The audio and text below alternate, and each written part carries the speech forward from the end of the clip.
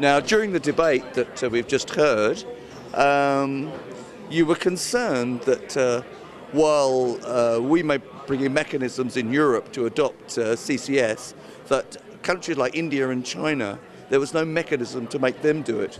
Would you expand further on that?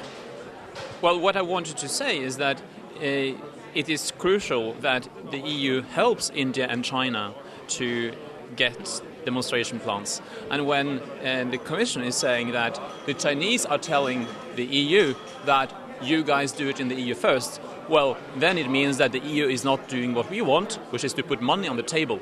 Because of course the Chinese would like to see this new technology as soon as possible in their own country, but they have massive developmental challenge and therefore don't have the necessary funds necessarily that we in Europe have to cater for, or to deal with climate change. So what would you suggest as a mechanism to make this issue global, or certainly make the adoption of CCS global? What mechanism would you suggest?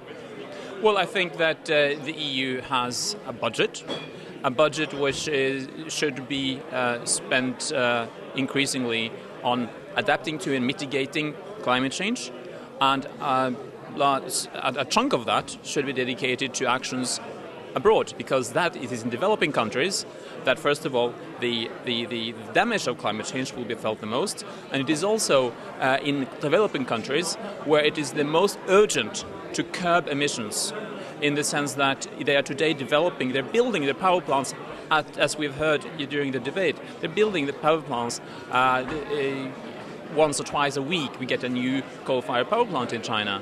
So that's why it's so important that we curb that we get the new Chinese power plants equipped with CCS as soon as possible. This implies giving China a lot of technology and possibly a lot of money. That's quite a fairly unpalatable measure to be introduced into the European Parliament. What would you say to that? Well, this is about EU leadership. The EU has committed to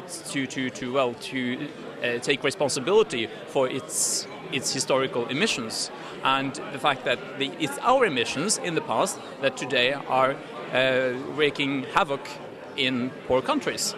So this is about historical responsibility, and it's about the EU living up to its own high moral standards. This is not about sacrificing EU welfare states, etc. We're talking relatively small money, but it will send a powerful message to developing countries like China that the EU is serious about pursuing climate change policies, not only when it benefits the EU itself.